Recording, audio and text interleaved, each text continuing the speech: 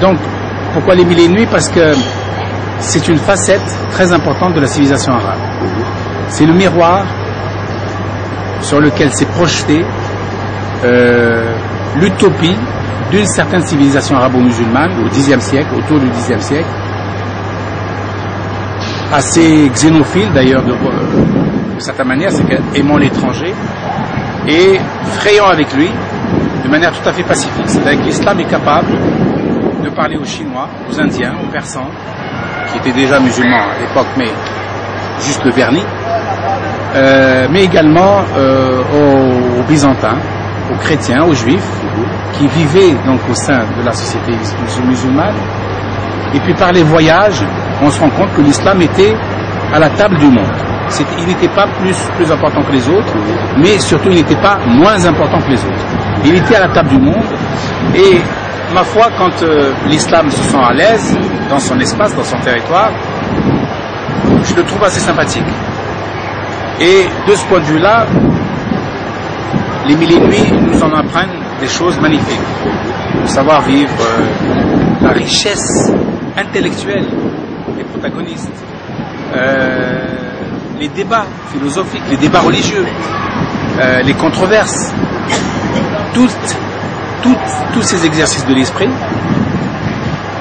sont à la fois exprimés dans les mille et une nuits et mis en valeur, explicités, c'est-à-dire ils démontrent comment ça fonctionne, et toujours dans le bien vivre, dans la connivence, en temps de paix, en respectant la paix et en respectant les individus. D'ailleurs, dans mon livre qui sort là, ces jours-ci, qui s'appelle Dictionnaire amoureux des mille et une nuits, j'ai fait une entrée Coran et Islam dans le livre qui parle des mille et une nuits, pour essayer d'analyser le lien qu'avaient les conteurs, mais on parlera tout à l'heure si vous voulez des conteurs, parce que pour moi, à mes yeux, ce sont des conteuses, le lien qu'ils avaient avec la religion, avec le personnel religieux et avec la religion. Et on se rend compte qu'au Xe siècle, la religion de l'islam, ou le lien qu'on pouvait avoir avec la religion de l'islam, était tout à fait pacifique. Il n'y avait aucune agressivité, ni des laïcs, entre guillemets, pour les religieux, ni des religieux a fortiori pour les laïcs.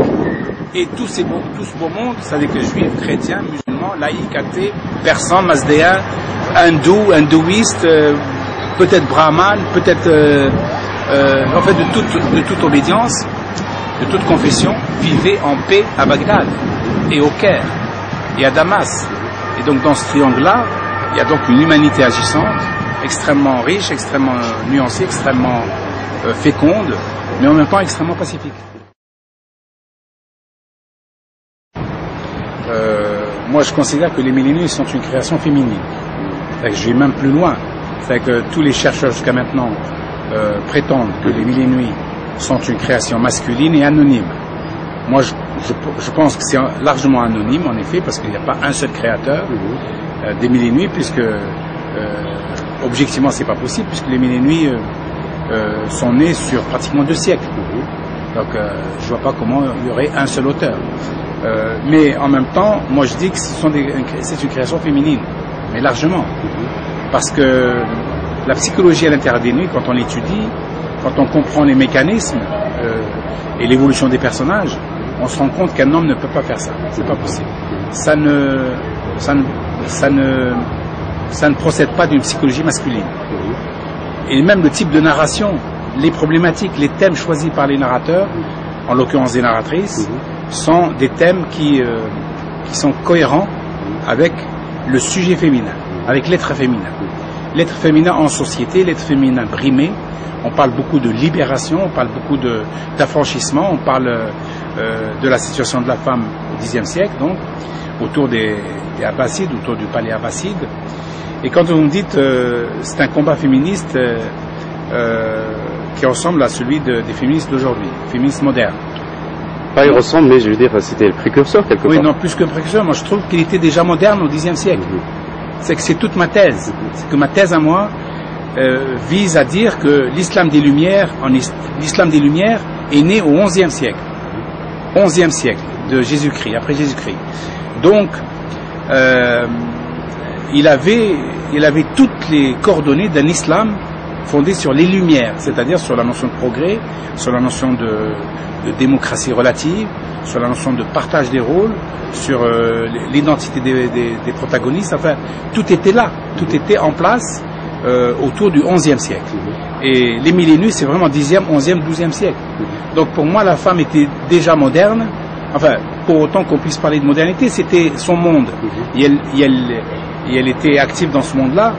Et je dirais que la métaphore de Shahrazad, qui au fond, qui prend le parti d'affranchir toutes les femmes de la cité du carnage prévisible du roi fou, Shahryar, montre bien la problématique à laquelle nous nous affrontons.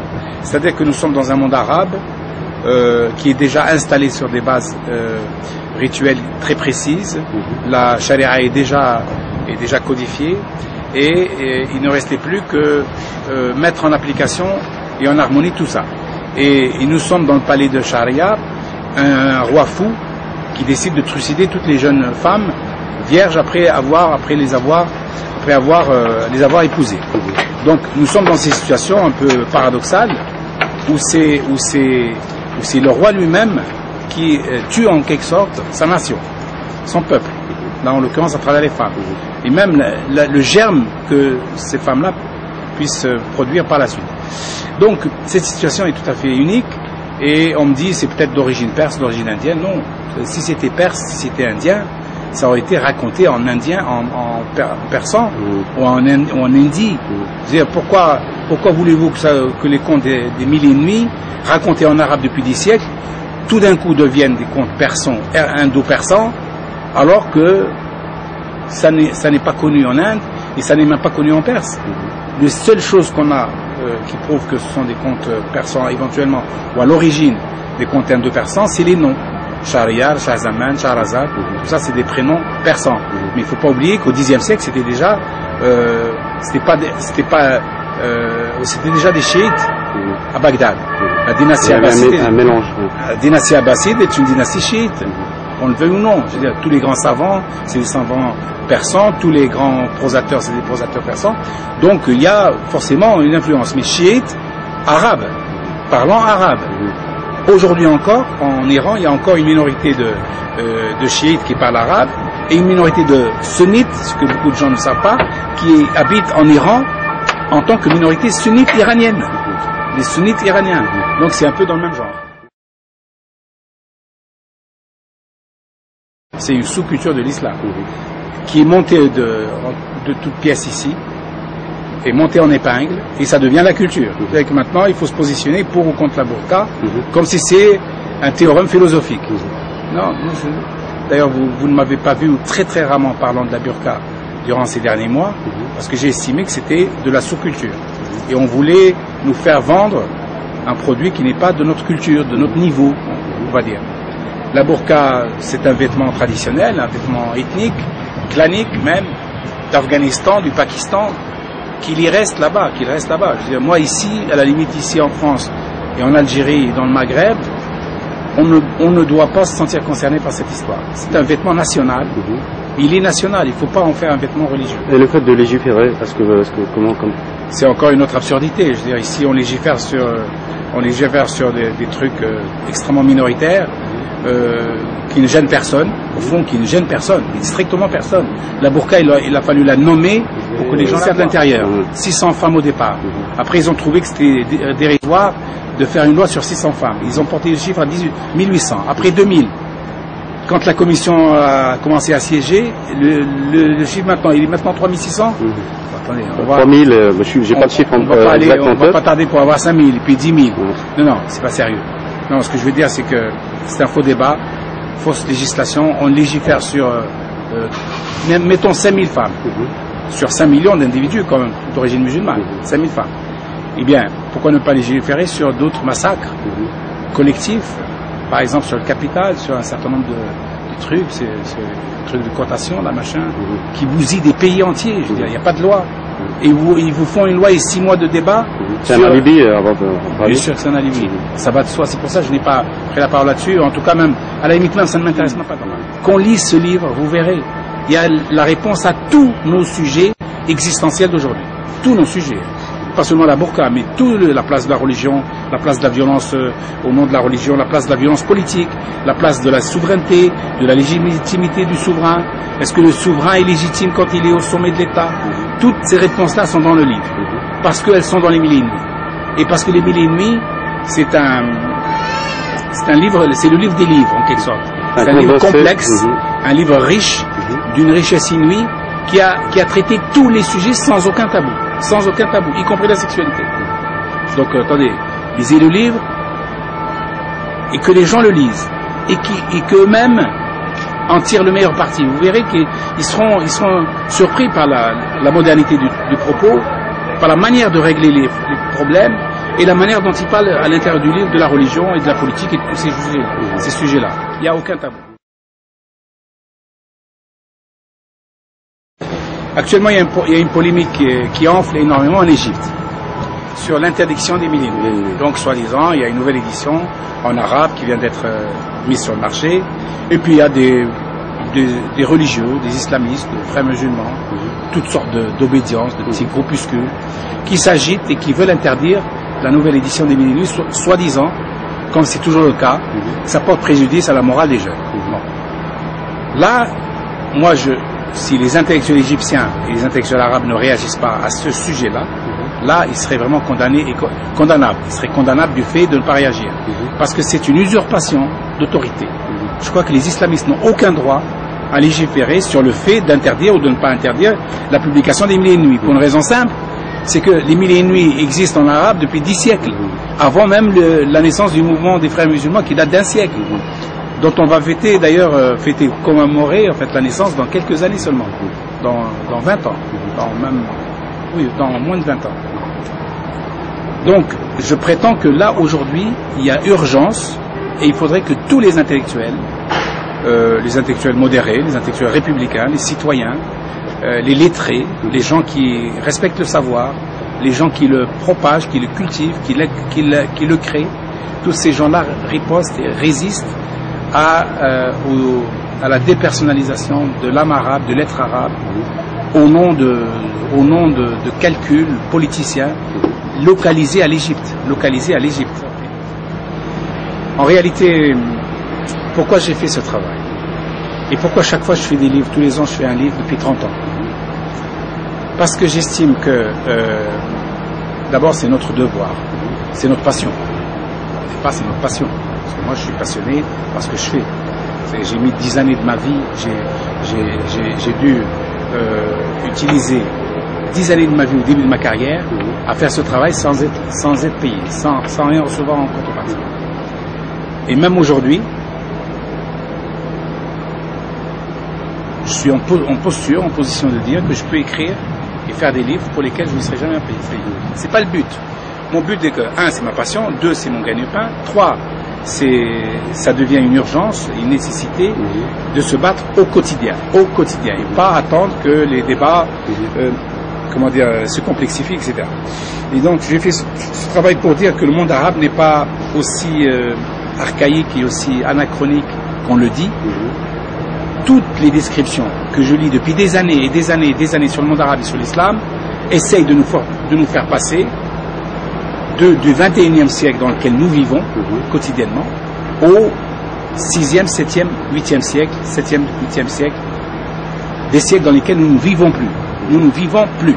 Même les gens du 8e siècle ne vivaient pas dans le 7e siècle. Donc cet anachronisme, cette façon de nous renvoyer aux origines en quelque sorte, à des origines archaïques, eh bien, je milite contre ça, contre cette fatalité. Le choc des civilisations. D'abord, il y a ça. Mais alors, dans le débat là, je crois que certains des nôtres se complaisent aussi à faire ce travail-là, de nous ramener à des siècles passés. Eh bien, je les mets tous dans le même sac et je dis que vous êtes tous au mieux des gens qui n'aimez pas votre islam, vous n'aimez pas votre situation, vous n'aimez pas être arabe, vous n'êtes pas dans le siècle, et mieux que ça, vous n'aimez ni la science, ni la religion que vous défendez. Vous croyez défendre une religion, vous ne défendez aucune religion. Vous êtes juste pour la destruction et pour l'imposition d'un ordre fondé sur l'ignorance. Et la peur, sans compter le choc de civilisation. Mais là, c'est déjà autre chose. De mes lecteurs en général et de mes lecteurs en algériens en particulier, c'est que mes livres ne rentrent pas. Ils sont interdits? Il n'y a pas eu une maison d'édition qui était interdite? Rien n'est interdit, rien n'est permis. Donc, je vais vous dire, surtout dans le domaine de la culture, c'est un peu le règne de la débrouille. C'est le règne de la débrouille. Et il y a des éditeurs algériens qui m'ont approché il y a longtemps pour adapter mes livres aux lecteurs algériens. D'abord, je ne comprends pas ce que ça veut dire. Parce que moi, un lecteur est un lecteur. Il n'est ni français, ni algérien, ni marocain, ni russe. C'est un lecteur. Et s'ils veulent mes livres, ils peuvent les avoir. Il y a de tous les prix. Il y a du 8 € jusqu'à 50 €. Adapter, ça veut dire quoi? Ils vont censurer certains passages? Non, censurer, non. Ils n'iront pas jusque-là. Mais le papier sera de moindre qualité, la couverture sera un peu approximative. Il y aura une impression un peu à la... Ça, je ne veux pas. Je ne veux pas que mon lecteur algérien puisse ne pas bénéficier des mêmes conditions de lecture et de confort à la lecture que n'importe quel autre lecteur, y compris le lecteur français. Donc je ne veux pas vendre mon livre à bas prix. Parce qu'évidemment, tout ça, parce qu'ils veulent le vendre à bas prix. Oui, c'est possible, mais quelqu'un qui veut me lire, je suis totalement accessible, et par le livre parce qu'il coûte pas cher, la moitié de mes livres sont en poche, donc moins de 10 €, et dans les bibliothèques, et sur Internet, et etc. Donc ils peuvent totalement, tout à fait me lire, et même je dirais, c'est que s'ils veulent des baskets Nike, que le cousin amène de France, s'ils veulent un pantalon jean de je ne sais quel prix, s'ils veulent une tenue, s'ils veulent des produits qui n'ont aucune valeur, s'ils veulent même un livre d'un étranger, un français, un américain, un anglais, ils l'achètent au bon prix et ils font tout ce qu'il faut pour l'avoir. Pourquoi pas le mien? Donc moi je ne veux pas rentrer dans cette problématique du bas prix, parce que ça veut dire que l'Algérien est un mauvais lecteur, ou c'est un lecteur de seconde catégorie. C'est le niveau aussi, c'est le niveau social aussi qui fait en sorte que bon, un livre, même si on fait la conversion, 8 €, ça fait 1000 dinars à peu près là-bas. 1000 dinars pour un livre. Non, c'est pas ça. Non, c'est pas pour dire que je vais pénaliser le lecteur. Ouais. Je ne veux surtout pas de livres adaptés dans une fausse édition où l'éditeur prend 80% des gains quand il y en a. Parce que je pense que souvent l'éditeur lui aussi fonctionne à perte. Je ne vais pas rentrer là-dedans. Il y a l'option Internet aussi, vous pouvez le mettre en vente à des tarifs. Certains de mes livres sont à des tarifs. Je veux dire en format PDF, pas le livre physique. Oui, non, mais certains de mes livres sont déjà en format PDF. Certains de mes livres sont en format PDF. Les gens peuvent les acheter sur Internet moins cher. Voilà, c'est aussi une autre solution. Et un jour, peut-être, ça sera gratuit. Mais pour l'instant, mes livres partent en Algérie, évidemment, Dieu merci, parce qu'il y a beaucoup de lecteurs, j'ai beaucoup de lecteurs en Algérie. Je suis d'ailleurs très fier de ces lecteurs-là, de cette manière. Parce que le livre est cher, parce qu'ils font quand même l'effort de l'avoir, et ils le lisent vraiment. Je vois sur les questions qu'ils me posent, sur les lettres, les mails que je reçois éventuellement, je trouve que le lecteur algérien au sens large, est très, très ouvert, très curieux. Souvent de bon niveau. Et la presse, elle relie un peu votre actualité, la presse algérienne? C'est une question intéressante qu'il faut leur poser à eux. Justement, si vous avez un mot à... Non, je ne veux pas faire de polémique. Pour la presse, peut-être que je ne suis pas suffisamment visible pour la presse algérienne. Pourtant, on le voit souvent invité sur les plateaux télé ici en France. Et... Oui, non, mais c'est pas ironique, je dis ça. C'est pas ironique. Parce que je vais vous dire, en France, je suis l'un des auteurs arabes, je pense très loin, je crois, l'auteur arabe qui vend le plus de livres, au volume. J'ai 30 livres en librairie. 30 livres. Vous voyez, ça va du petit poche jusqu'à 4 €, 5 € jusqu'à 50 €. Une dernière question pour conclure, mais cette fois définitivement. Un livre, est-ce que vous avez un livre en atelier, en préparation? Le prochain, ça sera sur quoi? Ah, ça, c'est le grand mystère. J'en ai plein. J'ai flopé de titres et de thèmes en tête. Mais vous le saurez en... Merci, M. Chemel. Merci à vous.